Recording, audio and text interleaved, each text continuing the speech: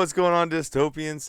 Welcome to episode 4 of the Dystopian podcast. I'm joined today by one of the best artists I've ever met in my personal life, Mr. Jerod Black. How we doing today, sir? I'm great. Thank you for that. Oh, I dude. know better. I hang out with better artists than me, but thank you for saying that. Well, you're the conglomerate. You guys make it happen, man, and Heard. it's No, it's heard so that. That beautiful. that is an art. That's an art too. You're right. Absolutely, absolutely. You're the artist who created the conglomerate of the artists. There it is. Mm, fair, fair.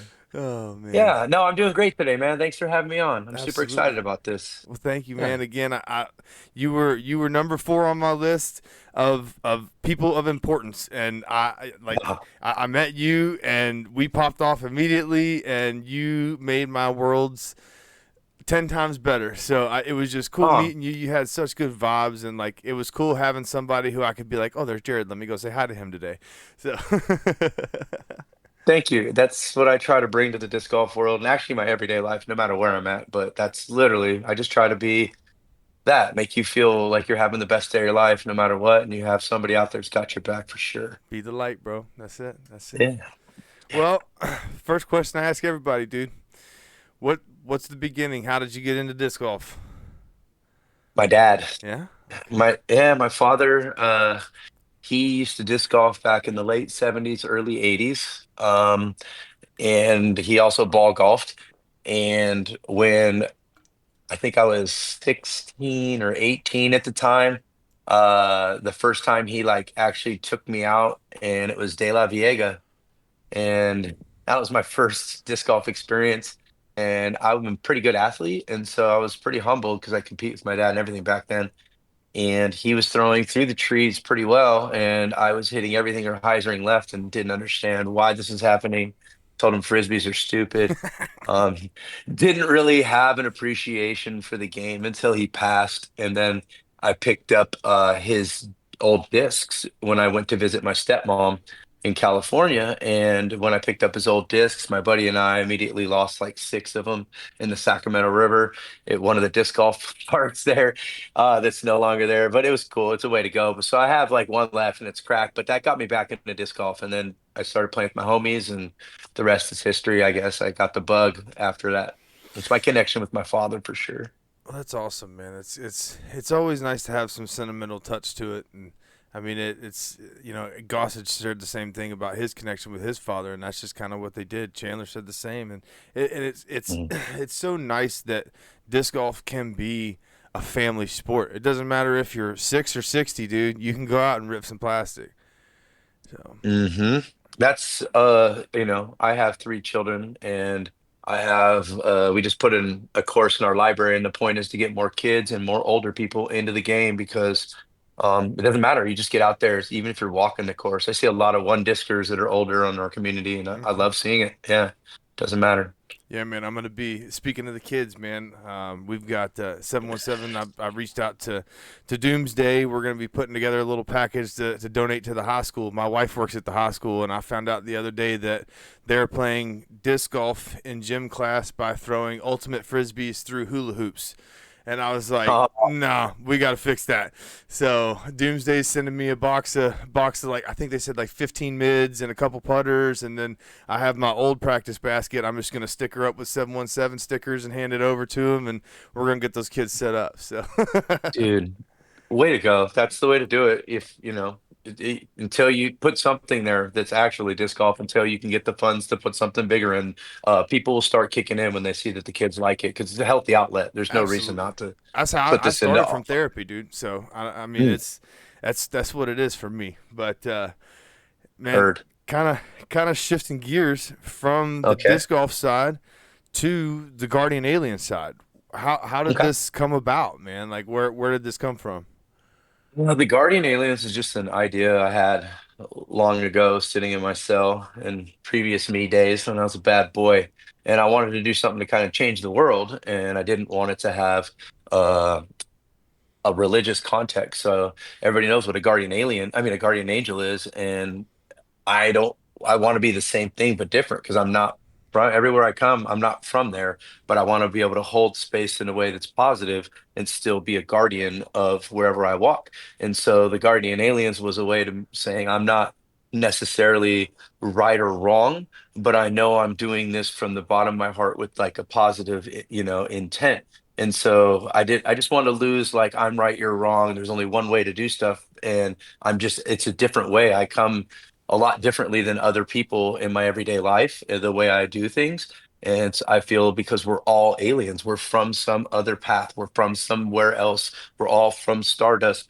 We are alien, if however you want to slice and dice it. It's just if you have that acceptance, then you have an appreciation for everybody else's point of view. If you realize you're stepping lightly wherever you are as a guardian alien. And so it started as an act, kind of using my art in the streets as a graffiti artist and to make noise in my community, to make some positive change. And that's what I used. And then as I started cat is around the same time as I caught the bug at disc golf. And so I started like we just ended up being the party disc golf club Mm. like 10 years ago here. And everybody wanted to like, then we had this chat on our Facebook group and it turned into, well, then I'm going to make something of it. And then the first time I painted with Logan, we did it under the banner, of Guardian Aliens, and it started popping off to be disc golf as well as everything else I've been like growing together, which is festival community, family community, and disc golf. So, music, art, disc golf, it all goes hand in hand. The same culture, same people, same vibes. So yeah, it was just a thought that I had. I thought it was a cool, catchy thing, and I do feel like an alien everywhere I go, and it represented my like who I am authentically, and it translated well to the disc golf world for sure. Bro, that's what it's all about, man. I Yeah. mean that you got me, dog. You got me in the field. Like that's it, bro. Yeah. That's what disc golf is, and that's I I I I applaud you, dude. Like I love that. Well, well, it's on brand with like my more like I have one thing that drives me every day. Um, Aside from obviously I wake up and I'm just blessed. I always wake up and just be grateful for what I have, and I look at my wife and my kids and I'm immediately grateful. Yeah, bro. But no, I want to make I want to inspire others to be the best version of themselves because that's what I see in everybody.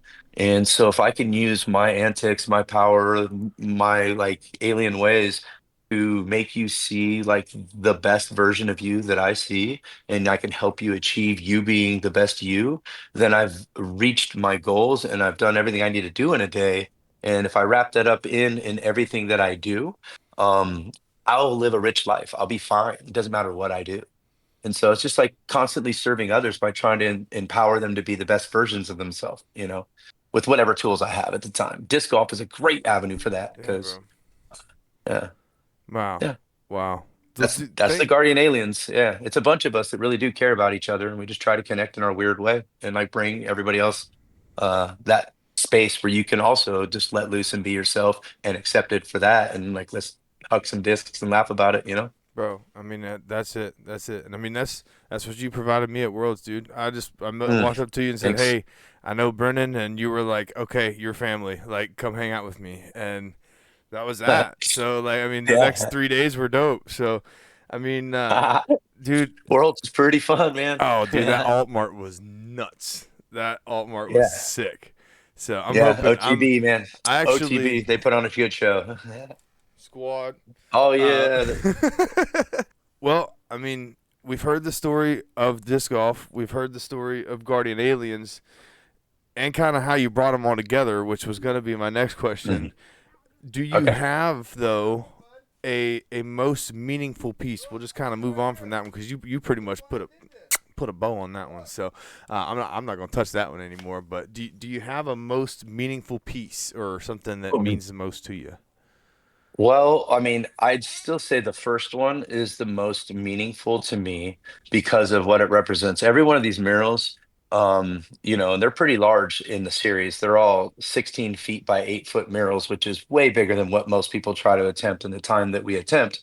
Um, and the first one we did, it was the first time I actually was going to collab with Logan finally. We had been doing this dance. He'd been a friend. He'd been at my wedding. He painted like multiple paintings for me, but we never just got to link up and paint together. And I had the best spot set aside for the Guardian Aliens at Resonance, which was a music festival that happened. And I had a 16 by 8 foot. I had the biggest thing in the entire festival, center of the two stages. And he's like, "Do you have a concept?" I'm like, "No, we just freestyle when we get there, bro." He's like, "I don't work like that." And so I'm like, "All right, if you want to sketch something up, just I want you to know that it has to represent disc golf and it has to be like the vibe of this and that." And I was like, "I like some of your older," and I told him some of the artwork that I liked Mm-hmm. and what I liked out of it. And so he sketched up the first one, Stratus, kind of as it was, where the guy was holding a disc with his mind above his hand in that arch. And then I had him add the end. There's like a little planet or like a little floating island in the end with the, Mm-hmm. and it's a little tiny DNA strand of light from a like a spaceship hitting it, lighting it up, and that's a pink DNA strand.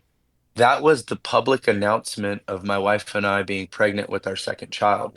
So we Wow. hadn't told the world we were pregnant, but we showed it in a painting, and I used that as the actual announcement that, hey, we're pregnant with our second daughter. Boom. And that That's was so that. cool. That's so So the cool. first one, so the first one was me being able to put something very personal. It was the first collaboration with me and one of my, like, he's my favorite artist out there, Logan Walden. And so the fact that we got to work together with his style and figure it out, and we blew minds, including our own, had a great time and sold it on site. And then that's what made me say, hey, let's run this. I think we could do 9 to 18 holes at least. Let's just do this for a while and see where it takes us. I didn't have any merch. I didn't have any plan. I didn't even wasn't even planning on going on Disc Golf Pro Tour yet.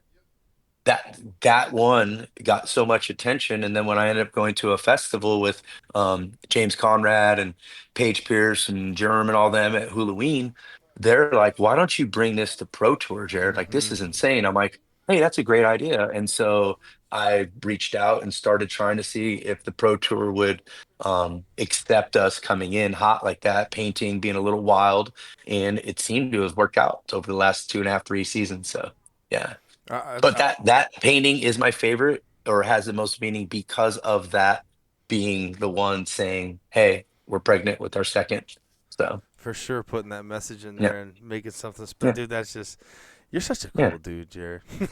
I try hard, dude. I wasn't always. I made bad decisions, and some people would see me in another light if they Yeah. caught me on the wrong day. You never know. Yeah. But I Hey, try my best. we've Try my listen. best. We've all lived lives before Yeah. today, and I wasn't supposed to. I wasn't supposed to make it to 20. I turned 30 this year, so I'm 10 years on borrowed time, dog. So Yeah. I'm kicking the world's butt right now. Same here. I'm 47 and I've done 18 and a half years in prisons and institutions in my life for Yeah, making poor decisions. And it's just like I'm blessed every day. Like, look at how far I've come. You know what yeah, I mean? So, yeah, yeah. I try. The next But, question. This is probably my favorite question that I have on the list. okay. The man, the myth, the caddy. Tell me some caddy stories. Oh, yeah, I'm blessed. I mean, it started, the first person I ever caddied for was Madison Walker at Idlewild 3 years ago. And it was the first event we ever showed up to. And we painted Stunk, the one that's underwater. It's a woman throwing. And I have a few connections to the disc golf world previous to us getting there. So I texted Madison like, "Hey, you got a caddy? I'd love to like check out caddying and see the course from that point of view." She's like, "Heck yeah, that'd be great." I'm like, "Cool. Like I'm gonna be painting a mural all weekend, like, and then I'll just caddy for you in the morning and then just come paint a mural." And so that whole weekend, just met the ladies on a different level and saw the course on such a different level, that it's just like, oh, there's no other way I would ever do this. You know what I mean? Yeah. And so I thought Paige would just automatically have a caddy just because she's Paige. Right.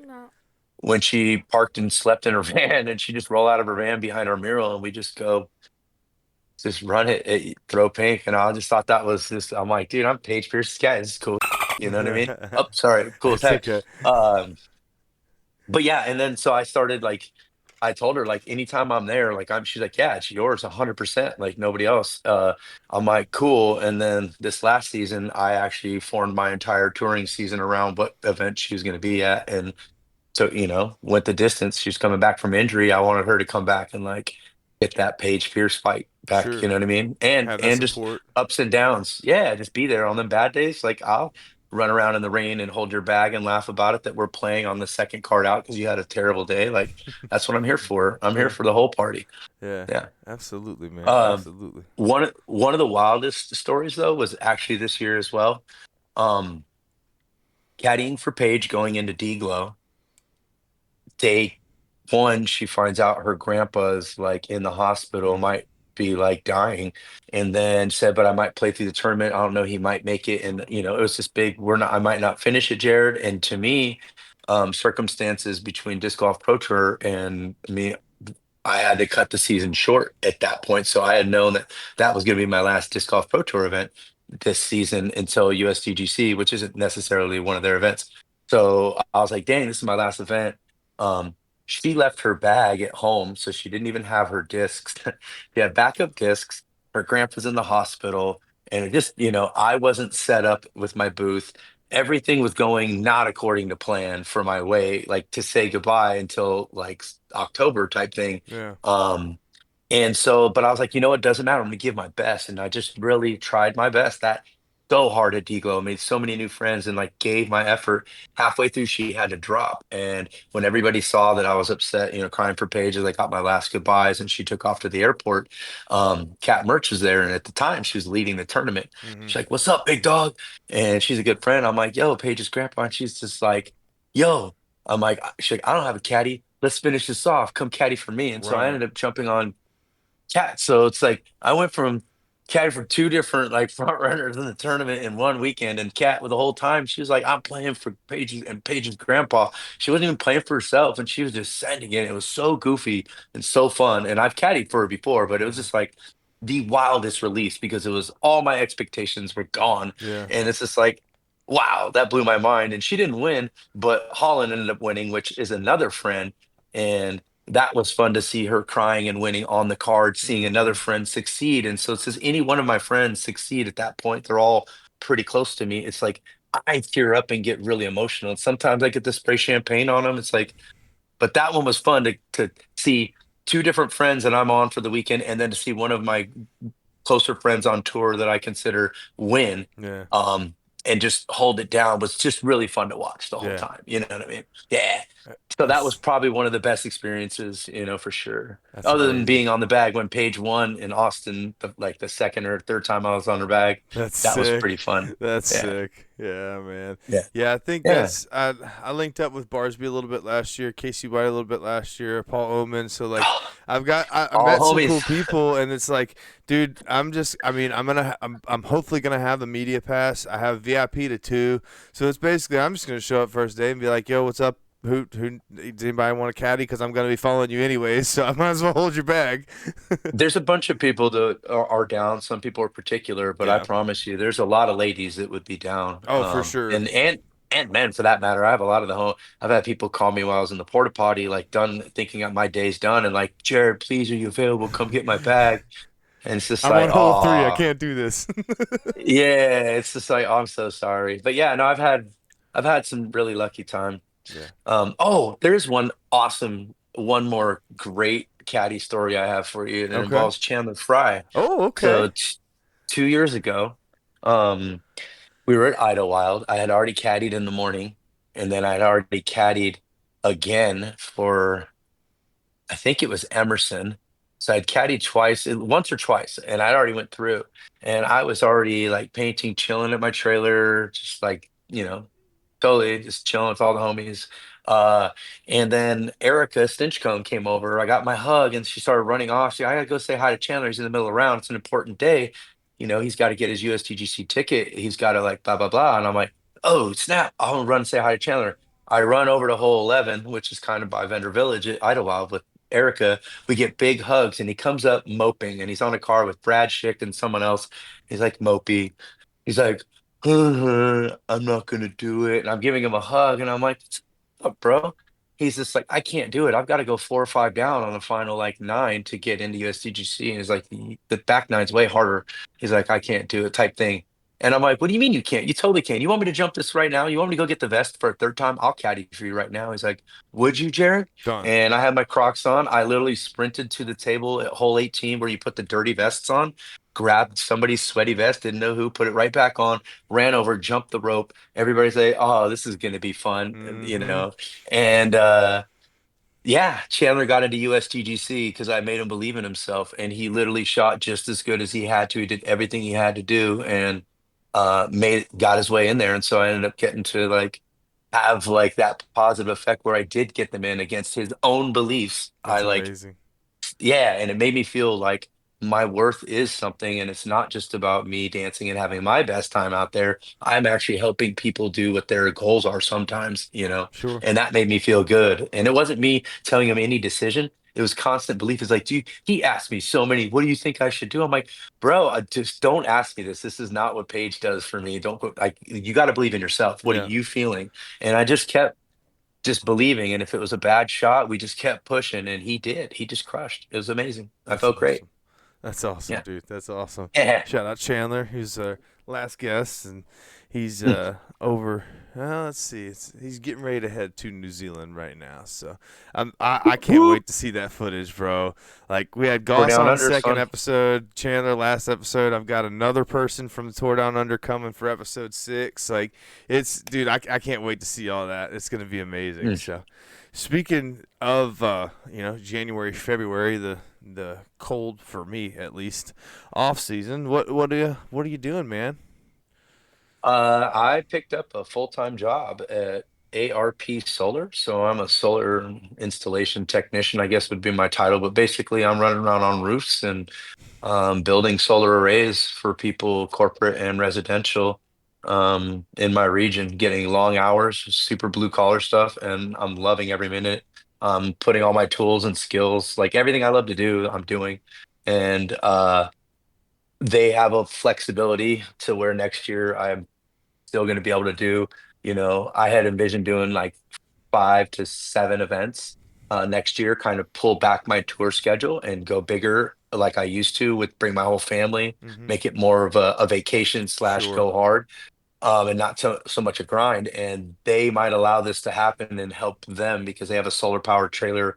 They want to get their brand out there. And yeah, I'm just sitting here. I think I had to do something that I felt good about doing that would make a change in the world. And solar energy to me is like that step, and I'm getting paid to do it. So that's what I'm doing. I've done some renovations in my house. I'm actually sitting in my new here, I'll give you a little sneak peek. This was like half of my garage. It's a new Ooh, entryway living room.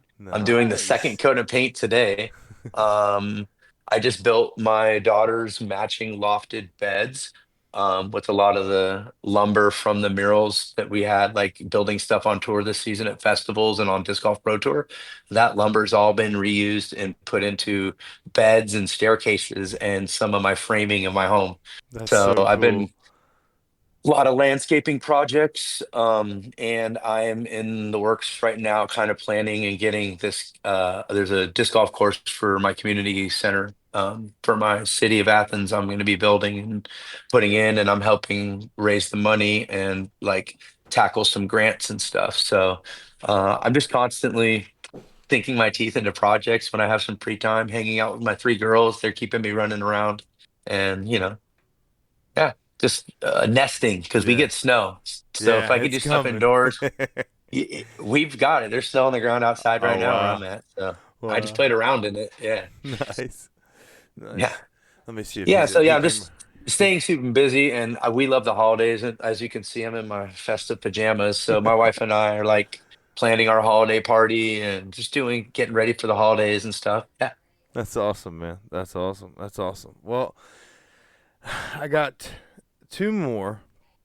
The first one is something I ask for generally the pros. I ask what their best tip for a beginner disc golfer is, but I think I'm going to spin it a Oh, I little bit can. here. You can take disc golfer, artist, entrepreneur. You can go any direction you want to with it, bro. I'll tell you the greatest tip for living a rich life.